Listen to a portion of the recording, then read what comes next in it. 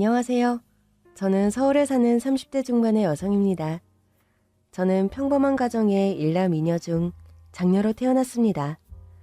아빠는 공업고등학교를 졸업한 후 자동차 정비기술 자격증을 따서 자동차 제조 공장에서 오랫동안 일을 하셨습니다. 같은 공장에서 일하면서 엄마를 만나 결혼까지 하게 된 거고요. 엄마는 결혼해서도 공장에 다니다가 결혼하자마자 저를 낳게 되면서 일을 그만두시고 살림과 육아에만 전념했습니다. 아빠 월급으로 5식구 살기에는 생활비가 부족했지만 워낙 검소한 아빠는 휴지 한 장도 아꼈고 워낙 손재주가 좋아서 고물상에서 사온 전자제품과 가구들을 고쳐서 사용했습니다. 어릴 때 저희 집에는 새 가구가 없었어요. 제 책상도 재활용품장에서 누가 버린 걸 가져와 아빠가 페인트 칠해서 만들어주고 거실에 있는 소파도 지인이 버리려는 걸 가져와서 커버만 바꿔서 사용했으니까요. 그것 때문에 매일 엄마 잔소리는 커졌습니다.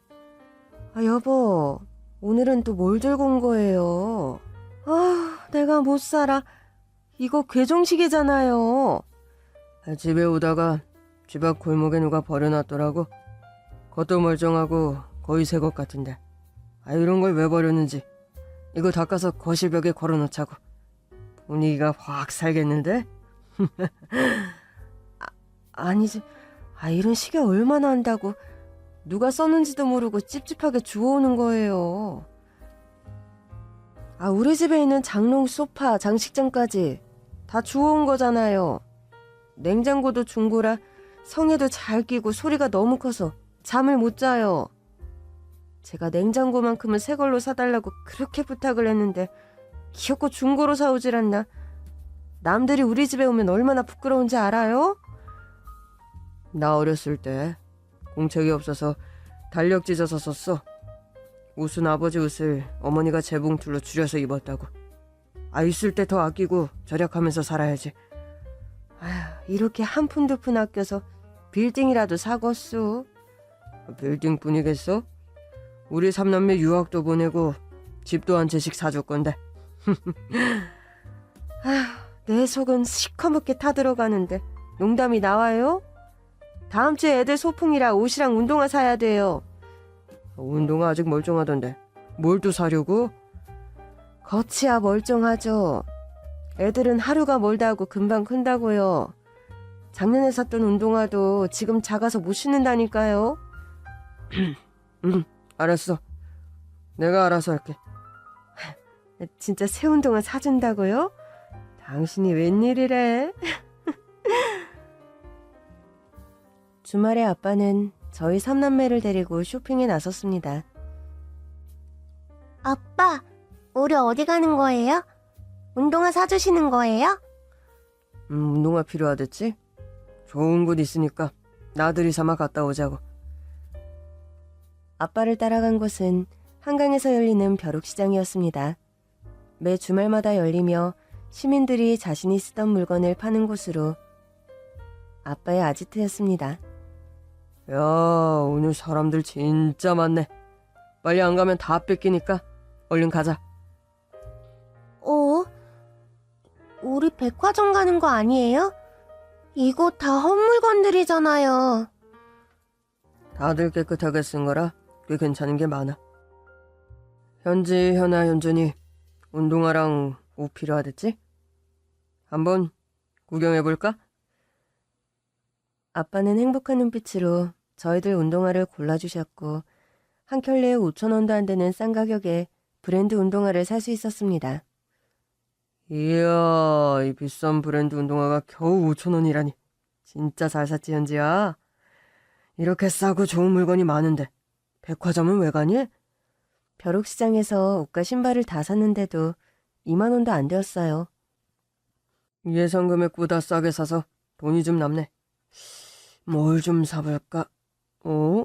여기 미술용품이 있네. 팔레트며 붓까지 엄청 많네. 현재 예전부터 그림 그리는 거 좋아한다 그랬잖아. 오늘 기분이다. 아빠가 이거 사줄게. 저는 유치원 다닐 때부터 그림 그리는 걸 좋아해서 초등학교 올라가서는 대회에 입상할 정도로 실력이 좋았습니다. 미술학원 한번 간 적이 없는데 그림 실력이 좋다고 선생님들이 칭찬을 할 정도였으니까요.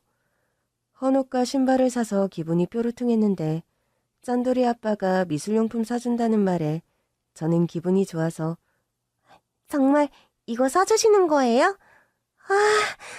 물감 색깔 너무 예쁘다. 연지 좋아하는 거 보니까 아빠가 뿌듯하네. 아빠가 딴 데는 돈 아껴도 우리 애들 하고 싶은 거 있으면 팍팍 밀어줄게. 돈 관리는 아빠가 하셨고 엄마는 장볼 때나 돈 쓸 일이 있으면 그때그때마다 받아서 썼습니다. 가계부 쓰는 건 기본이었고요. 돈 한 번 제대로 못 쓴다고 엄마는 늘 불만이었고 아빠는 미안해했습니다. 그런데 사실 아빠는 계획이 있었습니다. 고등학교를 졸업해서 자동차 정비 일을 하면서 꽤 실력이 좋기로 알려졌습니다. 지금 다니는 공장에서도 아빠가 없으면 안 돌아갈 정도로 실력을 인정받고 보수도 꽤 괜찮은 편이었지만 아빠는 사업을 하는 게 꿈이었습니다. 그래서 사업 자금을 모으느라 아끼고 절약하며 적금을 들었고 통장이 10개나 되었습니다. 어느 날 아빠가 엄마에게 통장 10개를 보여주며 여보, 그동안 당신 고생 많았어. 왜 이렇게 당신한테 야박하냐고. 나 원망 많이 했었지? 내가 준비하던 게 있어서 안 먹고 안 입고 그렇게 궁상맞게 살던 거였어. 이 통장 열어봐. 아니지, 통장이 왜 이렇게 많은 거예요? 돈이 얼마나 들었길. 5천만... 아니네? 0이 몇 개야? 50억? 재테크도 하고 투자자들 돈 다 모은 거야. 내가 평생 자동차 정비로 밥 먹고 살아서 내 사업을 하려고 오랜 시간 준비한 거야. 자동차 정비, 세차, 부품 판매까지 하는 사업을 시작하려고. 당신한테 제일 먼저 알려주는 거야. 그러니까 이 돈으로 사업을 한다고요? 그럼 회사는 그만둔 거예요? 당신하고 이놈 못해서 미안해. 회사 그만둔다면 당신 불안해할까봐 말 못했어. 다음 주에 회사도 인수할 거고 지금부터 바빠질 거야. 당신도 날 도와줘야 돼. 전 살림밖에 안 했는데 제가 도움이 될까요? 지금은 시작 단계라 직원을 많이 둘 수 없어서 회계 업무를 당신이 봐줬으면 해. 가계부 쓰듯이 그렇게 하면 돼. 당신이 오랫동안 준비한 일이라니까 제가 당연히 도와야죠. 이제 현지도 많이 커서 동생들 밥 잘 챙겨주거든요. 그래, 고마워. 당신이 있으니까 나도 힘이 나네. 아빠는 회사를 인수하고 그 사이에 직원도 더 채용하면서 사업은 승승장구했습니다. 3년여 만에 30층짜리 회사 사옥을 새로 짓게 되었습니다. 평범한 직장인이었던 아빠는 자수성가해 기업 대표가 된 겁니다. 회사 대표가 되어도 아빠는 늘 검소하고 절약하며 살았습니다. 그렇게 자신에게는 돈을 안 쓰지만 그동안 기부도 많이 하고 보육원 시설과 양로원, 안병동을 찾아 봉사를 했습니다. 저는 중학교에 올라가면서 본격적으로 미술 공부를 시작하게 되었습니다. 연지야, 아빠가 그때 벼룩시장에서 물감 사주면서 약속했지? 현재 하고 싶은 건 아빠가 팍팍 밀어준다고. 저도 그림 그리는 거 좋아해서 앞으로 화가 되려고요. 아빠도 사업가 꿈 이뤘잖아요. 금수저도 아니고 가난한 집안에서 태어나서 자수성가한 아빠 보면 많이 배우게 되고 존경스러워요. 현지한테 아빠가 점수를 많이 땄네. 현지도 좋은 화가가 될 거야. 저는 미술학원을 다니면서 유명 화가에게서 개인 과외를 받았습니다. 아빠가 지인을 통해서 그 화가를 직접 찾아가서 제 과외를 부탁드렸던 겁니다. 학원과 과외까지 하고 집에 오면 밤 12시가 다 되었고 너무 힘들어 녹초가 되었습니다. 아빠는 제가 그림을 그리는 걸 적극적으로 지지하지만 엄마는 그렇지 않았습니다. 아직 중학생인데 잠도 못 자고 맨날 그림 그리느라 밤늦게 집에 오고 힘들어서 어떡해. 괜찮아요, 엄마. 저 그림 그리는 거 재밌어요. 재밌어서 하는 건데요, 뭐. 뭐 굳이 이렇게 힘든 걸 하려고 그러니? 여자는 말이야. 학교 무리 없이 다니고 대학 졸업해서 좋은 집안 남자와 결혼하는 게 제일 행복한 거야. 화가에서 돈 많이 버는 것도 아니고 고생만 하잖아. 예술가는 돈을 생각하면 안 되는 거예요. 평생 그림 그리고 사는 게 제가 꿈꾸는 행복이에요. 그러니 엄마도 나 믿어주세요. 학교 선생님께도 그림 실력을 인정받아 고등학교 때까지 전국대회 대상을 휩쓸었고 대학에서도 미술을 전공했습니다. 신입생 오리엔테이션 때 한 남자 선배가 제게 말을 건넸습니다. 너가 신입생 이현지지? 네, 안녕하십니까. 잘 부탁드립니다. 아니 왜 이렇게 군기가 바짝 들었어? 여기 군대 아니라고. 조교가 그러던데 너희 아버님이 사업을 크게 하신다던데? 네. 자동차 부품 제조 사업을 하시는데 저도 자세한 건 모릅니다. 근데 저희 아빠 얘기는 왜 물으시는 건가요? 그냥 신입생들 호구조사한다고 생각하면 돼. 별 뜻은 아니야. 그 후로도 남자 선배는 종종 제 수업이 마치면 강의실 앞에서 저를 기다렸습니다. 오늘 강의 없지? 내가 맛있는 거 사줄게. 가자. 다른 친구들도 같이 가면 좋을 텐데요. 난 너랑만 가고 싶은데. 선배는 다정다감하고 밝고 유머러스해서 같이 있으면 웃을 일이 많았습니다. 저에게 친절하고 많이 챙겨줘서 고마웠어요. 그러던 어느 날 제가 같은 과 남학생과 웃으며 얘기하고 있는데 선배가 뛰어와서 흥분하며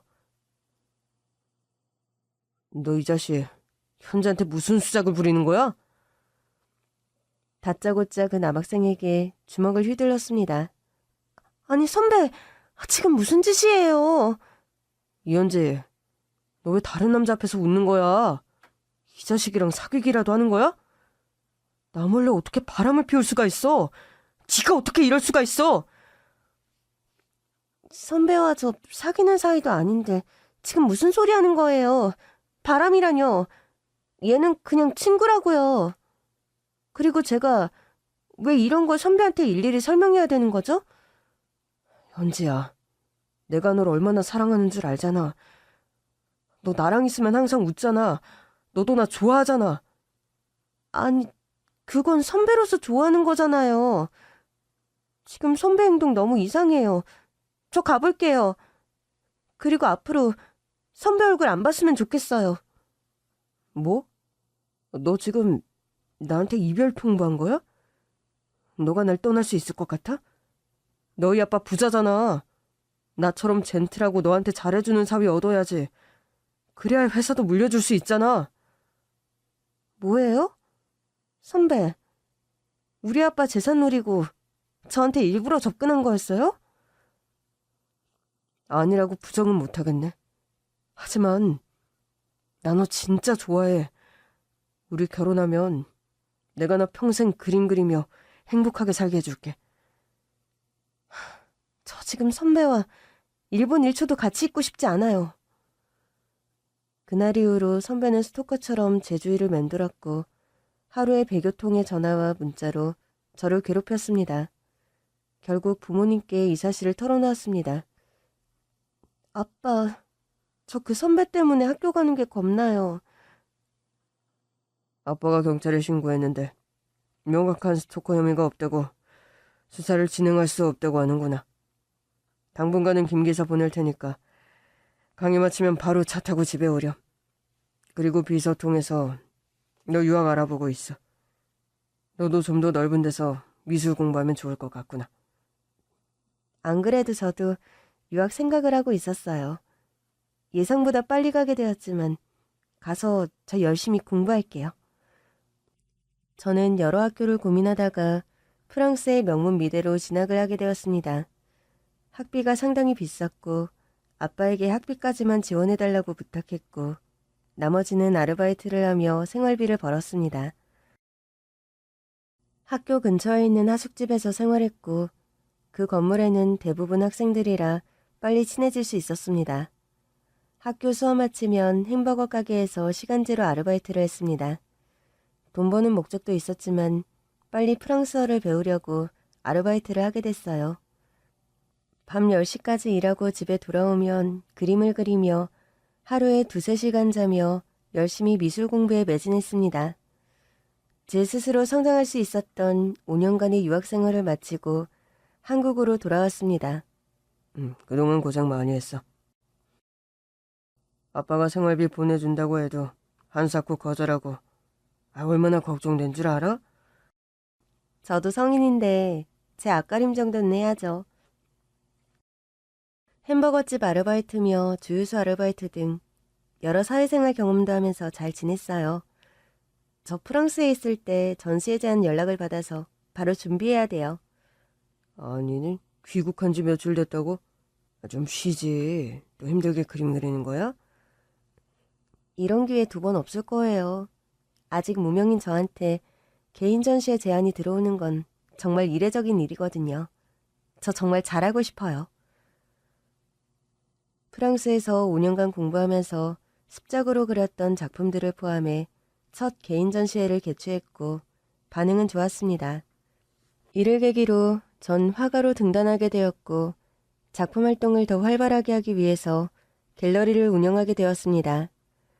화가이자 갤러리 대표로 바쁘게 살다 보니 엄마는 걱정이었습니다. 현지야, 물론 일도 좋지만 너 이렇게 일만 하다가 언제 남자 만날 거야? 결혼하고 미술 계속해도 되잖아. 저 아직 결혼 생각 없어요. 일만 해도 시간이 모자란걸요? 그럼 이 사진 좀 봐. 주변에서 너 며느리 삼고 싶다고 이렇게 선자리가 많이 들어왔어. 당장 결혼하라는 건 아니고 일단 만나봐. 의사, 변호사, 대기업 연구원까지 직업 좋지, 집안 좋지, 나무랄 데가 없는 남자들이야. 이 좋은 나이에 너 맨날 밤새서 피부 거칠어지고 외출도 안 하고 이런 모습 보면 엄마 마음이 안 좋아. 엄마 소원이니까 제발 맞선만 봐. 엄마의 성화에 못 이겨 전 결국 몇몇을 만나봤지만 예전에 스토커 당했던 트라우마 때문인지 남자를 만나면 쉽게 마음을 열 수 없었습니다. 집안끼리 엮어진 선자리다 보니 남자들은 하나같이 자기 집안의 재력이 어느 정도인지 자신의 스펙에 대해 자랑을 늘어놓기 일쑤였습니다. 제가 차남인데 아버지가 저한테 회사를 물려주고 싶어 하셔서 서울대 경영학을 졸업하고 지금 경영 수업 받는 중이에요. 그 전에 가정 꾸리고 싶어서 맞선 자리까지 나오게 되었네요. 제가 대표이사가 되면 내조를 잘해줄 여자분을 찾고 있어서요. 현지 씨는 결혼해서도 화가 일을 계속할 건가요? 그럼요. 제가 붓을 들 기력이 있을 때까지 그림 그려야죠. 내조 잘해줄 여자를 원하신다고 하니 저랑 더 이상 얘기할 필요가 없을 것 같네요. 저는 평생 미술을 할 거고 민기 씨는 현모양처를 원하니 저희가 지금 맞선 보는 게 시간 낭비라는 생각이 드네요. 오늘 식사 잘 먹었습니다. 민기 씨, 꼭 좋은 여자 만나시길 바라겠습니다. 이렇게 가시면 어떡하세요? 저기 현지 씨, 전화번호는 알려주셔야죠. 제 마음에 와닿는 남자가 딱히 없을 뿐더러 저는 결혼보다는 제 일이 우선이었거든요. 너 오늘도 맞선 퇴짜 났다며? 어떻게 밥만 먹고 그냥 나올 수 있어? 엄마, 저 최대한 예의 지킨 거라고요. 다들 조건은 훌륭하죠. 근데 제 마음이 끌리는 사람이 없었어요. 이러다가 너 hun기 놓치면 선자리도 안 들어와. 결혼이 뭐 특별한 거 있는 줄 아니? 다들 선보고 결혼해서 잘만 살아. 엄마는 결혼을 재촉했지만 아빠는 제가 하고 싶은 일 하면서 내 마음에 드는 남자가 나타날 때까지 천천히 기다리라고 합니다. 아빠는 회사 일이 아무리 바빠도 꾸준히 자원봉사를 하러 다녔고 직원들도 자발적으로 함께 참여했습니다. 아빠를 따라 봉사 다니다 보니 저도 자연스레 매 주말마다 자원봉사를 하게 되었습니다. 얼마 전부터는 새롭게 독거노인 봉사를 시작하게 되었습니다. 토요일 아침 일찍부터 봉사단 사무실에 집결했습니다. 봉사단원들은 20명으로 20대부터 60대까지 연령대가 다양했습니다. 오늘 이렇게 일찍 모이게 된 건 독거노인분들 댁을 일일이 방문해서 반찬을 갖다 드릴 거예요. 요리는 실무진들이 새벽부터 해서 포장까지 마친 상태입니다. 여러분들은 2인 1조가 되어서 어르신들 댁으로 배달해드리면 됩니다. 여기 테이블 위에 명단 적어놨으니 각자 확인하시고 두 분이 같이 거기 적힌 주소대로 방문하시면 됩니다. 각자 봉사단북에 있는 명찰을 보고 서로의 파트너를 찾을 수 있었습니다. 저 강성교 씨 되시죠? 저랑 파트너이신 것 같은데. 이현지 씨군요. 잘 부탁드립니다. 저도 잘 부탁드려요. 보니까 반찬뿐 아니라 생필품 쌀까지 배달할 게 많더라고요. 그래서 2명이 2인 1조로 배분한 것 같아요. 그래도 남자분이라 다행이네요. 저 무거운 걸 어떻게 되나 싶었거든요. 저 죄송한데 제가 한 팔밖에 못 써서 짐을 많이 못 들 수가 있어요. 미리 양해드리겠습니다. 네? 저는 화들짝 놀라 남자의 팔을 봤는데 긴 점퍼여서 잘 몰랐었는데 자세히 보니 왼팔이 없었습니다. 죄송해요. 아닙니다. 저 이래봬도 힘세니까 걱정 안 하셔도 돼요. 남자는 비록 장애의 몸이었지만 성격이 밝고 사람들과 친화력도 좋았습니다. 끌채에 짐을 싣고 남자와 걸어서 할머니 혼자 사시는 집에 도착했습니다. 어르신, 손자 왔어요. 언제 올나 기다리고 있었지. 우리 집이 언덕백이라 오는데 애먹었지. 등산하다 생각하고 운동 잘했죠. 근데 이 처자분은 누구신고? 네, 안녕하세요. 이현지라고 합니다. 이분 화가분이신데 봉사 많이 하세요. 오늘 반찬 배달은 처음이라고 하시네요. 이렇게 훌륭하신 분이 이 누추한 집에. 내가 이러고 있을 때가 아니라 뭐라도 대접해 드려야겠네. 이거 내가 직접 만든 식혜인데 한번 잡숴 보시오. 네, 감사합니다. 우와, 우리 할머니 식혜는 언제 먹어도 맛있다니까. 저 할머니 알게 된 거 한 5년 되었죠? 먼저 떠나신 아드님 닮았다면서 저 보자마자 우셨잖아요. 맞아, 그랬지. 그때는 성규 몸이 성했었는데 교통사고로 갑자기 팔이 저렇게 되니 내 심장이 덜컥 내려앉더라고. 와끼리 쿠말리 같은 청년한테 어떻게 저런 일이 일어났는지. 우리 할머니 매번 저 볼 때마다 이렇게 우시면 어떡해요. 저 아무렇지도 않다니까요. 할머니, 오늘 드린 쌀 반찬으로 끼니 거르지 마시고 밥 잘 챙겨 드세요. 제 휴대폰 번호 1번으로 저장돼 있죠? 할머니 몸 안 좋으시면 바로 1만 누르면 돼요. 그래, 알아.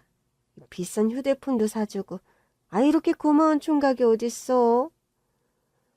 남자는 오른손 한 손으로 청소를 하려고 해서 성규씨, 청소 제가 할게요. 저 한 손으로 청소 잘하는데. 생수통도 잘 들잖아요. 그래도 조심하세요. 남자와 저는 할머니 방과 욕실 청소까지 끝내고 집을 나왔습니다. 그렇게 5집을 방문해서 반찬과 쌀을 전달하다 보니 저녁이 되었습니다. 성규씨, 저 배고픈데 시간 괜찮으시다면 같이 밥 먹을까요? 좋죠. 제가 정말 맛있는 돼지불백집 아는데 그리로 가실래요? 왠지 이 남자와 있으면 마음이 편했고 어떤 사람인지 궁금해졌습니다. 제 성격에 처음 만난 남자에게 먼저 밥을 먹자고 하는 건 있을 수 없는 일이었거든요. 여기 진짜 맛있죠? 저희 고시생들 사이에선 유명한 집이거든요. 성규씨, 지금 고시 준비하시나 봐요? 좀 민망하긴 한데 지금 행정고시 시험 준비해요. 4년 전에 팔 이렇게 되고 앞으로 어떻게 살아야 하나 정말 절망적이었거든요. 이 몸으로 내가 무슨 일을 할 수 있을지 막막했어요. 그러다 그나마 공무원은 장애인도 일할 수 있겠구나 싶어서 도전해보려고요. 성규 씨는 잘 해내실 수 있을 거예요. 제가 가끔씩이라도 이렇게 밥 친구 되어드려도 되나요? 그럼요. 저의 영광이죠. 지금도 식사하시면서 제가 불편할까봐 반찬도 집어주시고 일일이 챙겨주시는데 너무 고마워요. 이 근처가 제가 사는 고시원이니까 맛있는 밥 먹고 싶으면 전화하세요. 제가 바로 뛰어나갈게요. 며칠 후 퇴근하면서 그 남자 생각이 나서 고시원 쪽으로 갔습니다. 전화를 하니 남자가 바로 나오더라고요. 진짜 우리 밥 친구 맞네요. 딱 저녁 시간 되니까 연락했네요. 오늘 메뉴는 묵은지 김치찌개 어떠세요?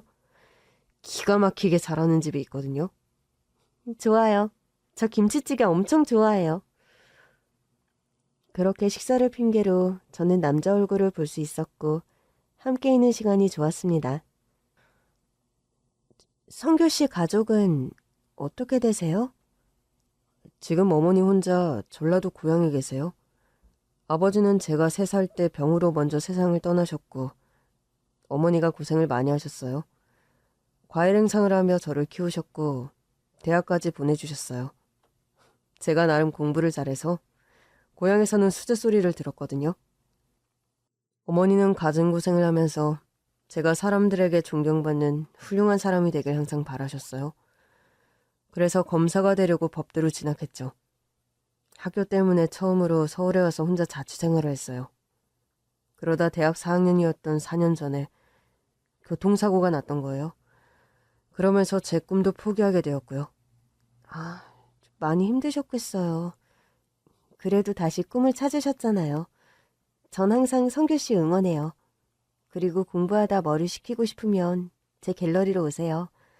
무료로 작품 감상하고 커피도 그냥 드시면 돼요. 안 그래도 작가님 그림 보고 싶었는데 이번 주말에 꼭 갈게요. 주말 저녁쯤에 남자가 갤러리로 찾아왔습니다. 안녕하세요. 너무 늦은 거 아니죠? 잘 오셨어요. 낮에 단체 관람객이 있어서 좀 북적거렸는데 오히려 지금 시간이 조용히 작품 감상하시기에 좋을 거예요. 편안히 보세요.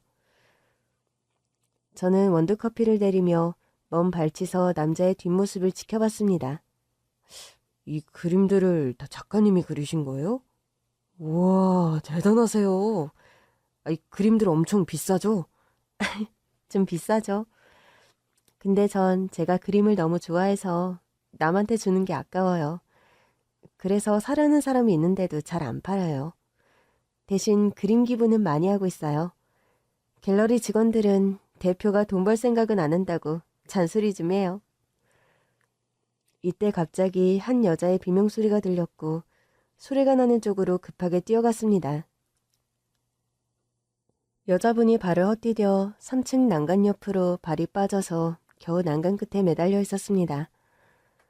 갤러리에는 늦은 저녁이라 관람객이 거의 없었고 남자는 성규 씨 혼자뿐이었습니다. 저는 어떻게 할지 몰라 당황하며 멍하니 서 있는데 성규 씨는 차분하게 입고 있던 잠바를 벗어서 여자가 잡을 수 있게 손잡이를 만들어서 한 팔로 여자를 끌어올렸습니다. 숨쉬기 힘들 정도로 사력을 다했던 남자는 여자가 괜찮은지부터 살폈습니다. 사람들은 반팔을 입은 남자의 왼팔이 없는 걸 보고 대단하다며 칭찬을 했습니다. 이날 남자를 향한 제 감정이 어떤 건지 확신이 들었습니다. 자신보다 남을 먼저 생각하고 배려하는 자상함에 평생 이 남자와 함께 살고 싶다는 생각이 들었던 겁니다. 관람객이 다 돌아간 후 남자는 갑자기 바닥에 풀썩 쓰러졌습니다. 성규 씨! 정신 차리세요! 제 차로 의식이 없는 남자를 태워 근처 병원으로 갔습니다. 도와주세요. 갑자기 의식을 잃고 쓰러졌어요. 의사는 응급처치를 하고 조금만 기다리면 의식을 찾을 거라고 합니다. 저는 남자의 곁에서 남자가 깨어나기만을 기다리며 간호하다가 새벽에 깜빡 잠이 들었습니다. 제가 잠들었을 때 의식이 찾아온 남자는 침대에 기대 잠든 저를 보고 결혼을 결심하게 되었습니다. 다음 날 다행히 남자는 건강을 회복했고 제가 먼저 남자에게 프로포즈했습니다. 성규 씨, 그동안 제 감정을 몰랐는데 제 마음속에 성규 씨가 깊이 자리하고 있었나 봐요. 이제는 성규 씨가 없으면 가슴이 뻥 뚫린 것처럼 아파서 평생 성규 씨 곁에 있으려고요. 저와 결혼해주세요. 현지 씨, 저 많이 마음 써주시는 거 알아요. 저도 현지 씨 많이 좋아하는데 결혼은 더 신중해야 되잖아요. 현지 씨 환경과 제 처지가 너무 달라서 어른들 반대가 심할 거예요. 그런 각오쯤은 이미 하고 성규 씨에게 저 프로포즈한 거예요. 그러니 성규 씨도 저와 같이 부모님께 인사드리러 가요. 부잣집 딸인 내가 가난하고 왼팔이 없는 남자를 만나 결혼을 결심하고 집으로 데려왔습니다. 엄마, 저랑 결혼할 남자예요. 어머어머, 어우 진짜? 미리 얘기라도 하고 오지. 어서 오세요. 처음 뵙겠습니다. 현지 씨 남자친구 강성규라고 합니다. 허리를 숙여 인사를 하던 엄마는 화들짝 놀라며 아니 왼팔이 어디서 데려와도 반병신을? 엄마가 소리를 버럭 지르는 순간 뒤에 서 있던 아빠가 남자친구를 보더니 오해라며 와락 끌어안았습니다. 아저씨 맞으시죠? 남자친구도 아빠를 알아보고 눈물을 왈칵 쏟아냈습니다. 아빠는 남자친구와 인연이 어떻게 시작되었는지 이야기를 들려줬습니다. 4년 전 아빠는 공장 확장으로 지역 출장을 다니면서 잠 한 번 편히 잘 수 없을 정도로 바빴습니다. 그런 바쁜 와중에도 매 주말마다 봉사활동은 빠지지 않았습니다. 아빠는 전날 꼬박 밤을 새고 주말 아침 서울역 인근에 무료급식 봉사를 하러 왔습니다. 봉사하러 올 때는 점퍼에 편안한 운동화 차림이라 아무도 아빠가 회사 대표라는 걸 모르고 있었어요. 다들 일찍 오셨네요. 오늘은 복날이고 해서 삼계탕을 해드리고 싶어서 생닭과 재료를 준비했어요. 우리 참모님들 이 더운데 요리하시느라 항상 힘드신데 오늘도 잘 부탁드려요. 저희 회비로 사도 되는데 회원님이 매번 식재료를 사오셔서 죄송하네요. 비용이 만만치 않을 텐데. 아니에요. 자, 지금 시간 없으니까 남자들은 닭과 채소 씻고 식재료 준비합시다. 아빠는 봉사단에 단순히 기부만 하는 것이 아니라 회사 운영으로 바쁜 시간을 쪼개서 직접 참가하다 보니 몸이 많이 피곤했습니다. 요리하고 있는데 노숙자들과 노인들이 한두 명씩 와서 줄을 섰습니다. 아직 요리 끝내려면 1시간이나 더 남았는데 이렇게 일찍 오실 줄 몰랐네. 오늘 삼계탕 하는 게 벌써 소문이 났나 본데요. 이분들은 매일 한 끼 급식소에서 해결하는 게 유일한 식사거든요. 근데 지금 30도가 넘는 찜통인데 여기 줄 서는 곳에서 그늘이 없어서 걱정이네요. 회장님, 사무실에 그늘막이나 천막 보관하는 거 없나요? 예. 그거까진 미처 준비 못했네요. 저렇게 1시간 동안 땡볕에 서 있으면 위험한데. 어쩌지. 회장님, 저 잠깐 이 주변에서 천막 살만한 곳을 찾아보고 올게요. 예, 회원님. 더운데 고생 많으세요. 아빠는 급식소 근처에 천막 파는 곳을 찾아다녔습니다. 다행히 한 공업사에서 접이식 천막을 팔고 있어서 사서 걸어오고 있었습니다. 횡단보도에서 서서 신호가 바뀌길 기다리다가 신호가 바뀌어 걷고 있는데 속력을 내며 달려오는 트럭이 아빠 쪽으로 다가오고 있었습니다. 아빠는 너무 놀라 가만히 서 있었는데 누군가가 뛰어와서 아빠를 온몸으로 감쌌습니다. 트럭도 급브레이크하며 핸들을 옆으로 꺾었지만 두 사람을 덮치고 말았습니다. 남자와 아빠는 쓰러졌습니다. 남자는 겨우 의식을 차리고 아빠가 괜찮은지 살펴봤습니다. 아저씨, 괜찮으세요? 하지만 아빠는 의식이 없었고 남자도 출혈이 심해서 기절하고 말았습니다. 주변에 있던 사람들이 119에 신고해서 두 사람은 구급차에 실려 응급실에 도착했습니다. 현장에 있던 부부가 걱정이 되어서 직접 병원까지 동행했습니다. 사고가 어떻게 난 건가요? 이 아저씨가 횡단보도 신호 바뀌어서 걷는데 갑자기 트럭 한 대가 전속력으로 달려왔고 길 가던 젊은 총각이 아저씨 쪽으로 뛰어들어오더라고요. 보니까 왼쪽 팔과 몸으로 아저씨를 감쌌는데 트럭이 속력을 줄였지만 그만 두 사람을 치고 말았어요. 생판 모르는 사람 구하자고 누가 그런 행동을 해요. 그 총각 정말 대단한 것 같아요. 그나저나 가족들한테 연락해야 될 텐데 두 사람 휴대폰이 다 망가져서 연락처를 알 수가 없네요. 신분증도 없고. 저 어쩌나. 가족들이 얼마나 걱정하실까. 오늘 진술하신 거 저희가 차트에 다 기록해놨어요. 바쁘신데 협조해주셔서 감사드립니다. 아무쪼록 두 사람 치료 잘해주세요. 저희 도움 필요하면 여기 제 명함 드릴 테니 언제든 연락 주시고요. 남자는 심한 부상으로 곧바로 응급수술에 들어갔습니다. 그렇게 아빠와 남자는 3일이 지났음에도 의식이 없었습니다. 3일 후 남자가 다행히 의식이 돌아왔고 눈 뜨자마자 아저씨는요? 그분 괜찮으신가요? 아직 그분은 의식이 없는 상태세요. 다행히 환자분은 지금 3일 만에 의식 찾으신 거예요. 근데 환자분 상태가 아주 위중해서 응급수술을 했어요. 수술을 했다고요? 저 지금 아주 멀쩡한데요? 아픈 데도 없고요. 간호사는 눈을 못 마주치고 고개를 떨고 왔습니다. 이때 담당 의사가 들어와서 환자분, 제 말씀 잘 들으세요. 환자분 응급실로 실려왔을 때 트럭 바퀴의 왼쪽 팔이 충격을 받아서 중상이었습니다. 왼쪽 팔로 그 남자분을 감쌌더라고요. 팔을 그대로 뒀다가는 다른 부위까지 영향을 미칠 수 있어서 왼쪽 팔을 절단할 수밖에 없었습니다. 잠깐만요. 제가 뭘 잘못 들었나요? 왼쪽 팔이 어떻게 됐다고요? 그제서야 남자는 긴 환자복에 가려져 안 보였던 왼쪽 팔을 오른손으로 만지는데 그냥 운만 잡혔습니다. 제 팔이 왜 이렇게 됐어요? 저희도 유감스럽게 생각합니다. 최대한 절단을 피해보려고 했지만 이게 최선이었습니다. 안 그랬다면 목숨까지 위험할 뻔했습니다. 선생님, 제가 너무 놀라고 머리가 새하얀데 저 이제 어떻게 해야 되는 건가요? 한쪽 팔 없이 어떻게 살아요? 충격이 크실 겁니다. 그래도 꾸준히 물리치료 받으면 도움이 되실 거예요.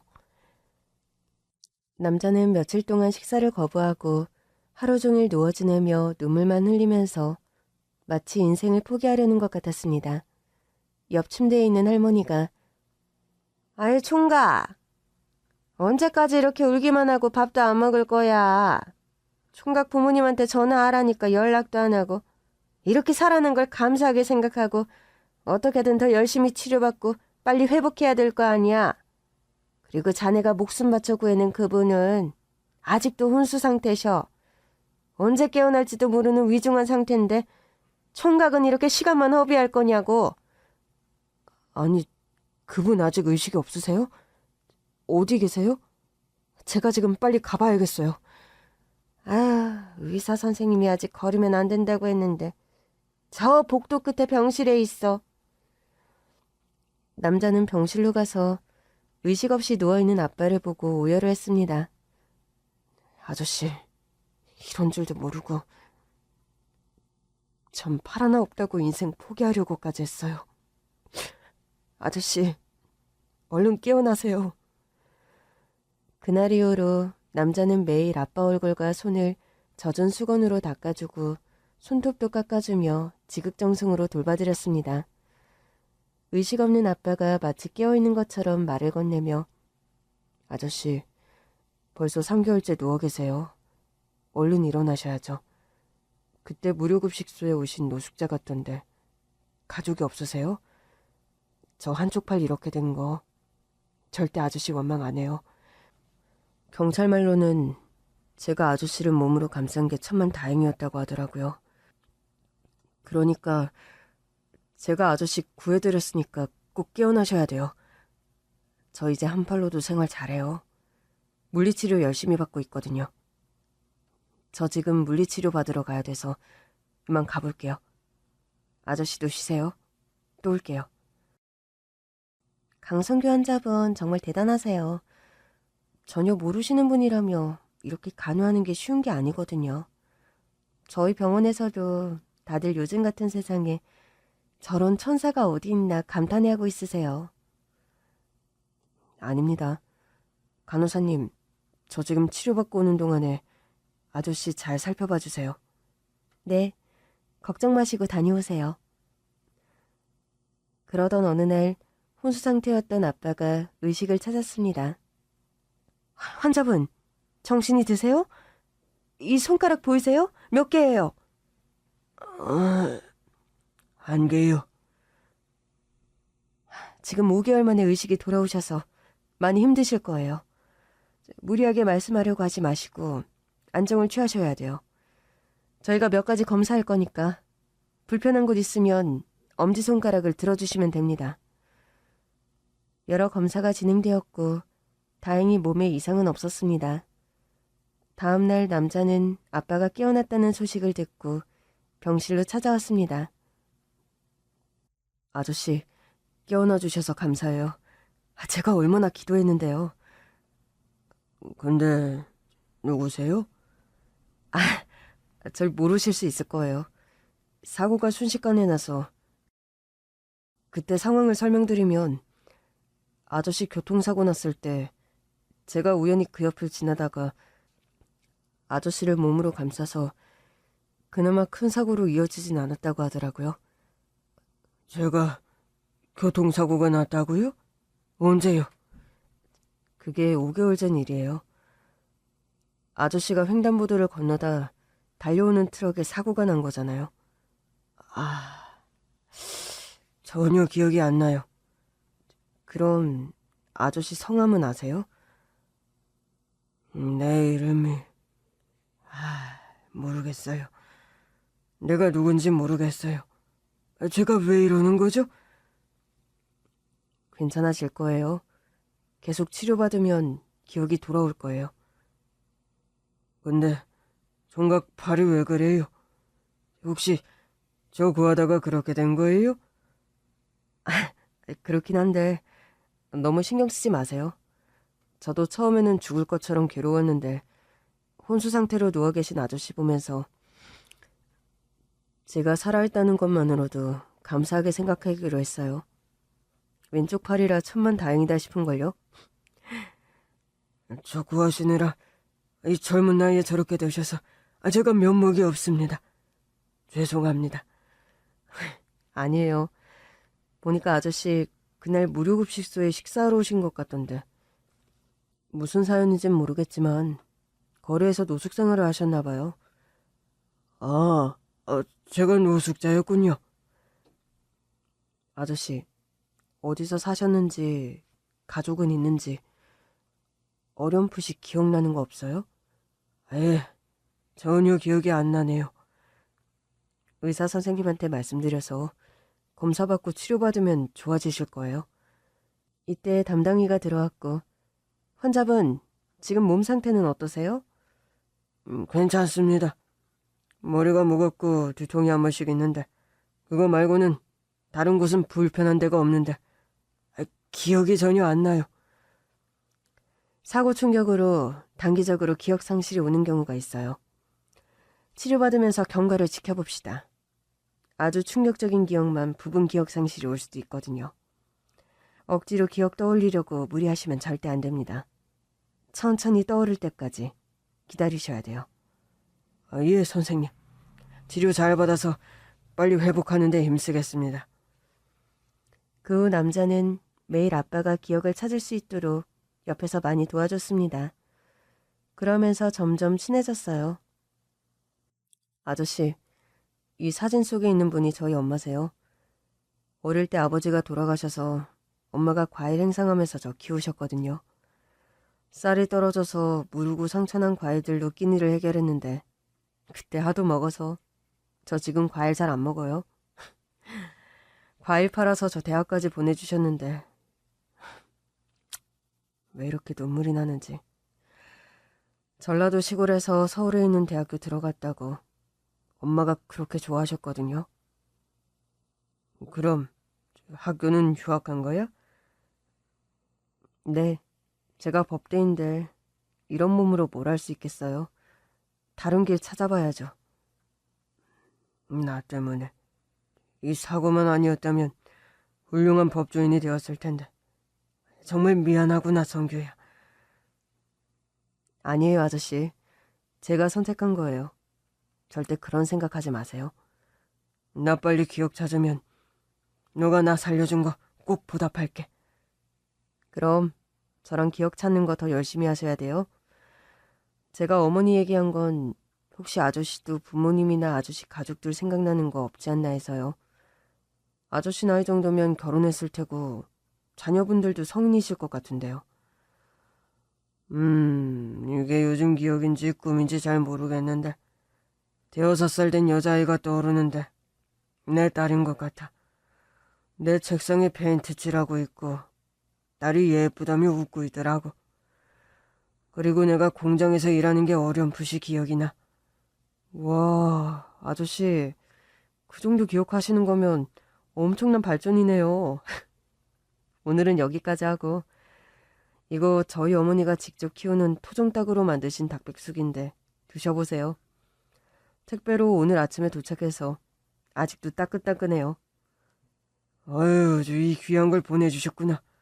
너 주시려고 힘들게 만드신 건데 내가 먹어도 될지 모르겠다. 어머니는 나 용서가 안 될 텐데 나 때문에 귀한 아들 몸이 저렇게 되고 내가 얼마나 믿고 원망스러우시겠어. 사실 어머니 저보러 병원에 와서 아저씨 찾으러 가려는 거 제가 겨우 말렸어요. 그럴 거면 병원 오시지 마시라고 화도 냈고요. 제 팔만 보면 마음 아프시다고 금세 고향으로 내려가셨어요. 근데 어느 날부턴가 아저씨 걱정을 하시더라고요. 혼수 상태로 누워 계신다는 얘기 듣고 아저씨 안부를 묻더니 이번엔 닭백숙 보내주시면서 아저씨 드리라고 한 거예요. 식기 전에 얼른 드세요. 아빠는 눈물을 왈칵 쏟았습니다. 생면부지의 이 청년과 무슨 악연이길래 한 가정을 불행의 늪으로 빠뜨리고 내가 무슨 자격으로 이 청년과 어머니의 도움을 받고 있는지 괴로웠습니다. 남자와 더 가까워질수록 아빠는 괴로워했고 심적으로 고통스러워했습니다. 그러다가 어느 날 밤 고열과 발작을 하며 의식을 잃었습니다. 아저씨, 눈 좀 떠보세요. 아빠는 다시 코마 상태에 빠졌고 이틀 후 의식이 찾아왔을 때 자신을 구해준 이 청년마저 기억하지 못했습니다. 남자는 자신을 알아보지 못하고 경계하는 아빠 옆에 더 이상 있을 수 없다고 생각해서 떠나게 되었습니다. 저희 가족이 아빠를 찾을 수 있었던 건 아빠가 사고 난 지 1년이 지났을 무렵이었습니다. 아빠가 오랜 치료 끝에 다행히 본인의 이름을 기억해내 경찰이 신원조회를 해서 저희에게 연락을 한 겁니다. 갑자기 소식이 끊긴 아빠의 행방을 찾으려고 엄마와 저희 삼남매는 백방으로 찾아다녔습니다. 회사에서도 비상이라 부사장이 대신 회사를 운영하면서 위기를 넘겼지만 중요한 사업 진행이 어려워져 아빠를 빨리 찾아야 했거든요. 병원에 도착했을 때 아빠는 저희 삼남매와 엄마를 멀뚱멀뚱 쳐다보기만 했습니다. 여보, 저예요. 나 모르겠어요? 아빠, 저 현지예요. 현아, 현준이도 왔어요. 죄송하지만 다들 누구신지 제가 잘 몰라요. 저희 가족 같은데 제가 전혀 기억을 못해서 죄송합니다. 저희를 못 알아보는 아빠를 보고 엄마는 통곡을 하며 바닥에 풀썩 주저앉았습니다. 저희는 담당이를 만나 아빠의 교통사고와 한 청년이 아빠를 구해주면서 팔 한쪽을 잃었다는 것, 수개월 동안 옆에서 아빠를 간호하며 챙겨줬다는 얘기까지 들었습니다. 고마운 마음에 남자에게 보답을 하고 싶어서 수소문을 했지만 찾을 수 없었습니다. 아빠는 치료를 꾸준히 받으면서 예전의 기억을 찾을 수 있었고 정상적인 일상생활이 가능해졌습니다. 그런데 교통사고와 그 청년에 대한 기억은 마치 지우개처럼 지운 듯 사라졌던 겁니다. 그러다가 오늘 남자친구를 보고 예전의 기억이 되살아났습니다. 성규야, 나 너 이름 생각났어. 이제 다 기억나. 너가 나 살려줬던 거. 병원에서 같이 지내면서 너가 나 챙겨줬던 거. 아저씨, 이렇게 건강하신 모습 보니까 너무 좋아요. 성규 씨가 저보다 아빠를 먼저 알았다니. 너무 신기하고 아빠 보살펴준 거 너무 고마워요. 여보, 성규가 나 교통사고 났을 때 나 구하면서 팔이 이렇게 된 거야. 내 생명의 은인이라고. 이렇게 성규가 내 앞에 나타난 건 하늘이 보내준 거야. 내가 평생 성규에게 빚진 거 갚으라는 거지. 어떻게 이런 일이 있을 수가 있어요. 아깐 제가 큰 결례를 범했어요. 내가 말한 거 다 잊어주세요. 우리 남편 구해주신 거 정말 감사합니다. 아니에요. 그리고 말씀 편하게 하세요. 저 오늘 현지 씨 남자친구로 온 거잖아요. 그래, 우리 성규가 이제 내 사위가 되는 거네. 네, 이제 아버님이라고 불러야겠네요. 그럼 두 분 저희 결혼 허락해 주시는 거죠? 허락은 하지만 직업이며 궁금한 거 많은데. 당연히 그러시죠. 어릴 때 아버님이 돌아가셔서 어머님이 저 혼자 키우셔서 법대에 진학했습니다. 사고 이후에 대학 중퇴하고 지금은 고시원에서 행정고시 준비를 하고 있습니다. 법대 나오셨군요. 머리는 똑똑한 것 같네. 무시간 끌 게 어딨냐? 당장 예식장 잡아. 한 달 후에 결혼식을 올렸습니다. 신혼여행도 포기하고 남편은 공부에 매진했고 저는 수험생 둔 엄마처럼 남편 내조에 신경 썼습니다. 새벽까지 공부하는 남편을 위해 한약이며 몸에 좋은 보양식을 매일 챙겼고 신혼의 달콤함보다는 집안은 독서실처럼 조용했습니다. 남편 공부에 방해될까봐 설거지도 조용히 하고 걸을 때 뒤꿈치를 들어 소리 안 나게 조심했거든요. 남편은 서재에서 공부하고 거기서 자느라 신혼인데도 저희는 각방을 썼습니다. 여보, 신혼인데 당신 혼자 있게 해서 미안해. 나 합격하면 당신한테 정말 잘할게. 지금은 좀 섭섭해도 참아줄 수 있지? 저 신경 쓰지 말고 항상 몸 생각하면서 공부하세요.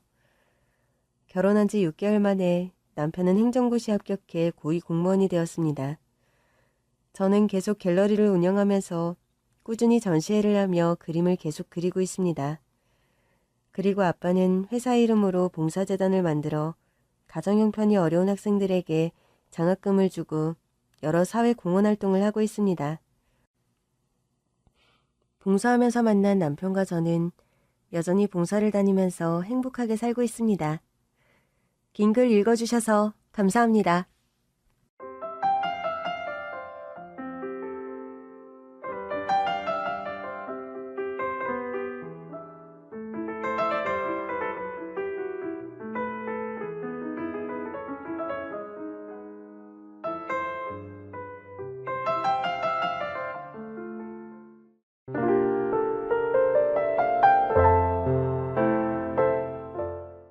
안녕하세요. 저는 50대 후반의 남자이고 슬아의 딸 한 명이 있습니다. 와이프와는 사별한 지 10년 정도 되어갑니다. 아빠, 혼자 사는 거 외롭고 적적하지 않으세요? 글쎄. 네가 바로 시집갔을 때는 그런 게 좀 있었지만 이젠 나름 적응돼서 편하고 좋은 면도 많다. 그렇게 혼자 지내시는 거 너무 습관되면 진짜 나중에 누구랑 같이 살기 힘들 수 있는데. 아빠가 혼자 산 지 뭐 얼마나 됐다고? 그런 걱정을 해? 거의 3년 넘어가잖아요. 제가 결혼 3주년 기념일 넘은 지가 몇 달째인데. 세영아, 아빠가 누누이 말했지? 네가 가정 이뤄서 행복하게 잘 사는 거 봤으니까 아빠는 남은 생에 큰 여한이 없다고 말이다. 그런 게 어딨어요? 엄마 돌아가시고 10년 동안 아빠가 얼마나 힘들고 외로운 시간을 보내셨는지 제가 다 아는데요. 아빠 행복은 아빠가 알아서 찾을 거니까 넌 너무 걱정 안 해도 돼. 요즘 만나는 분 정말 없으세요? 정 없으시면 제가 괜찮은 새엄마감 소개해드려요? 뭐라고? 너 지금 아빠 놀리니? 놀리는 게 아니라 아빠 혼자 지내시는 거 보면 마음에 걸려 그렇죠.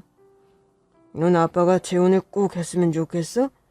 네, 솔직히 말하면 그래요. 제가 결혼해보니까 더 그런 생각이 드는 게 사실이고요. 최서방이 너한테 잘해주는 모양이구나. 네가 시집가고 나서 결혼 전도사가 된 걸 보니. 그런 게 아니라 저만 가정 잃어서 알콩달콩 사는 게 아빠한테 죄스런 생각이 들 때가 있다고요. 아빠는 엄마 돌아가시고 평생 나만 보며 사셨는데 이제 제가 결혼해서 아빠 혼자 지내시게 하는 게. 세영아, 그런 말이 어딨니? 우리 집은 좀 사정이 별나서 엄마가 일찍 돌아가셔서 그렇지. 다른 집도 딸이든 아들이든 결혼하면 부모 품을 떠나는 건 순리인걸. 다른 집은 자식들이 결혼해도 대부분 배우자가 있잖아요. 나이 들어 등 긁어줄 사람 있다는 게 정말 중요하다는데 아빠가 넓은 집에 혼자 계시는 거 생각하면 늘 마음속에 돌멩이가 있는 것 같다고요. 알았다. 세영이 네가 그 정도로까지 아빠가 혼자인 걸 걱정하는 줄은 몰랐네. 그런데 그냥 하는 소리가 아니라 아빠는 정말 괜찮아. 말씀은 그렇게 하시지만 제가 괜찮게 안 느껴지니까 자꾸 잔소리하는 거예요. 아빠 한 살이라도 나이 더 드시기 전에 재혼하세요. 좋은 분이랑. 그래. 우리 딸 말 새겨 들으마. 제 아내는 선천적으로 심장이 좋지 않았습니다. 결혼해서도 무리한 일을 하지 못하는 편이었고 여러 차례 수술을 받아야 했죠. 결국 딸아이가 대학교에 입학했을 즈음 평생을 괴롭히던 심장병으로 명을 달리한 아내입니다. 아내가 하늘나라로 떠난 지 언 10년. 그동안 딸아이와 한 집에 둘이서 살다가 3여 년 전 딸아이는 지금의 사위를 만나 결혼했죠. 딸과 사위 슬아에는 딸아이를 쏙 빼닮은 귀여운 손녀도 한 명 있습니다. 살아생전 아내와 저는 금슬이 무척 좋았습니다. 여보, 숨 차면 내가 업어줄게. 매번 당신한테 업히는 것도 미안해서. 미안할 게 뭐 있어? 깃털처럼 가벼운 당신 업고 걷는 거 나한텐 일도 아니야. 당신은 거짓말 너무 심하게 하네요. 내가 아무리 몸무게가 안 나가도 깃털은 오바야. 아무리 몸무게가 많이 나가도 자기 여자는 깃털처럼 가벼운 게 세상 남자 심리야. 여보, 평생 심장병으로 굴굴거리는 아내 데리고 사는 거 많이 힘들죠? 또 이상한 소리 한다. 내가 그런 쓸데없는 소리 하지 말랬지. 어디 조금 오르막만 오르려면 숨차서 헐떡거리고 조금만 힘들면 업어줘야 하고 당신은 어쩌면 결혼해서 아내를 얻은 게 아니라 딸내미 키우는 것 같은 생각 들 것 같기도 해요. 딸내미랑 매일 입 맞추고 꼭 껴안고 자는 아빠는 세상에 없거든. 참튼 말을 해도 주책이야. 여보, 난 당신이 내 곁에 있는 것만으로도 항상 감사하고 행복한 사람이야. 그러니까 제발 쓸데없는 생각 좀 하지 마. 내가 건강을 타고나지 못했는데 남편복 하나는 타고났어. 그러니까 건강하게 오래오래 내 곁에 있어 달라고. 알았지? 알았어요, 여보. 당신한테 고맙고 미안해서라도 내가 그래야지. 그런 약속을 저에게 한 아내였는데 아내는 저와의 약속을 미처 지키지 못하고 하늘나라로 떠나고 말았습니다. 딸아이의 성년식을 불과 며칠 앞둔 어느 날이었죠. 갑자기 숨을 못 쉬겠어요. 왜 이렇게 가슴이 아프지?